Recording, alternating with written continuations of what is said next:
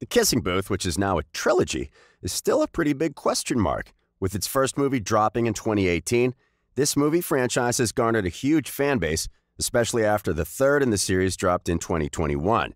After two nerve-wracking romantic comedy films, fans had high expectations for the third part. Unfortunately, the ending that film writers had in store for the third movie did not sit right with a lot of fans, leaving them longing for a better ending.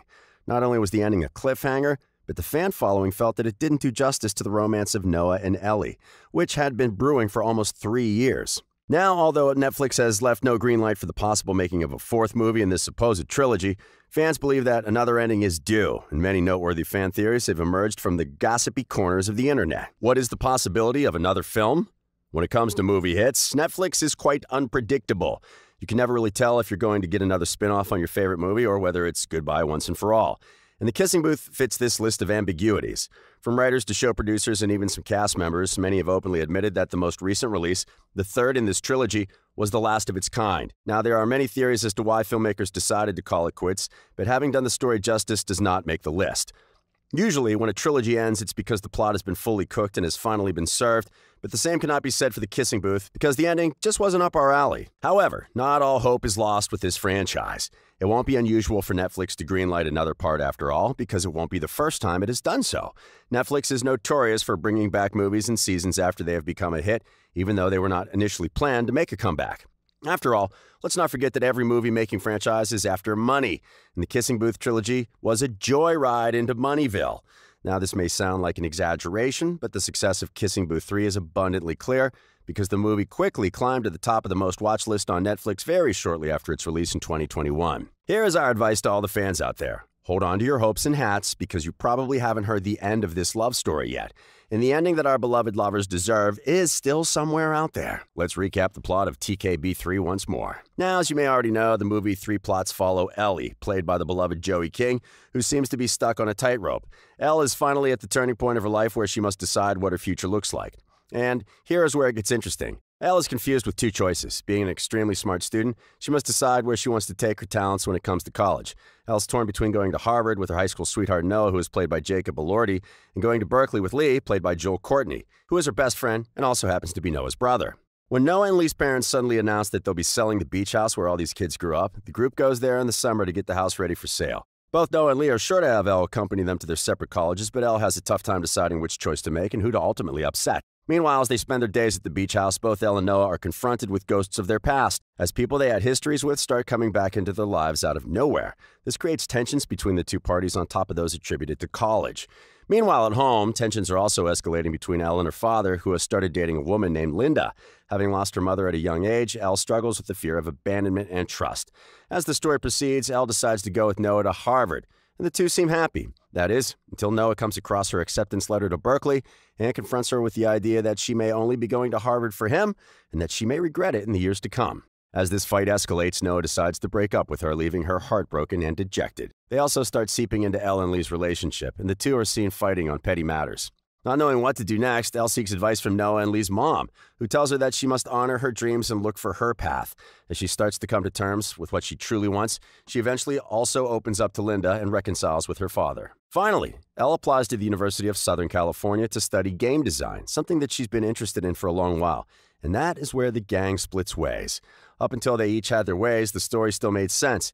But here's what happened next. Fans expected that the two lovers will part ways, but will no doubt find their way back to each other after having shared a past so intimate and rare. But filmmakers decided to go another way. After the gang is shown going their separate ways, the next scene showcases characters that have completely grown up after 6 years. This big-time jump left fans confused. Elle is shown developing her own game and still seems to be in touch with Lee. Elle and Noah also have their first encounter after 6 years. Having graduated, the two exchange life updates, and Noah tells Elle that he is looking for job offers at law firms in LA and New York. All grown up, the two seem to be very amicable with each other. Noah then suggests that he take Ellie on a motorcycle ride when he's back in town. Elle agrees, and the two part ways once again.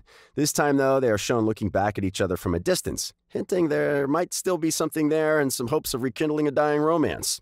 In the final scene of the film, we are shown a glimpse of Elle and Noah riding down the coastline in California on their separate motorcycles.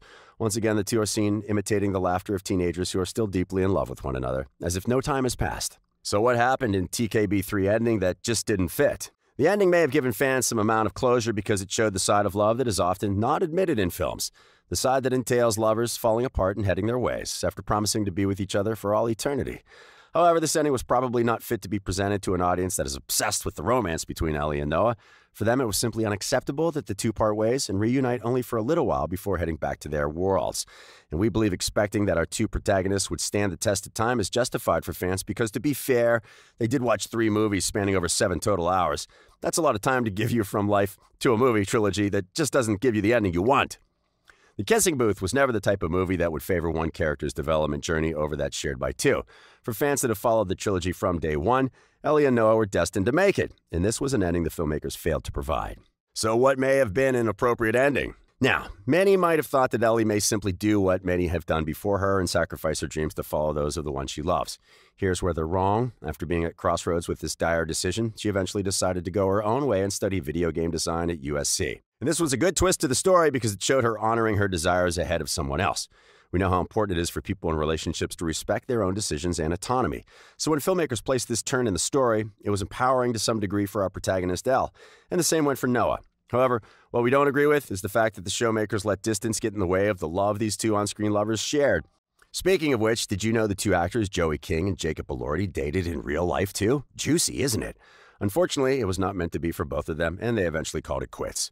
This might be a reason why the cast and producers alike are in such a hurry to end the show. The actors may simply not want to be portrayed as lovers on a screen after having all that history between them. Having said that, our on-screen couple doesn't need to share the same fate as the off-screen one. It is also speculated that the show star, Jacob Elordi, hates his character in The Kissing Booth. When The Kissing Booth 2 first premiered, the actor revealed on a talk show that he hadn't even seen the finished product. Now, we don't know about you, but we think something very fishy went down during filming. After all, which actor spends hours on a movie and doesn't even watch it in the end? In another interview, he said that he thought his character was awful and highly romanticized. This does not mean that the actor is not grateful for the role, which landed him overnight success and other noteworthy roles, such as his role in Euphoria. So what might have been an appropriate ending? Perhaps if the filmmakers had set off both characters on their separate journeys and had later somehow reunited them, it would have all worked out.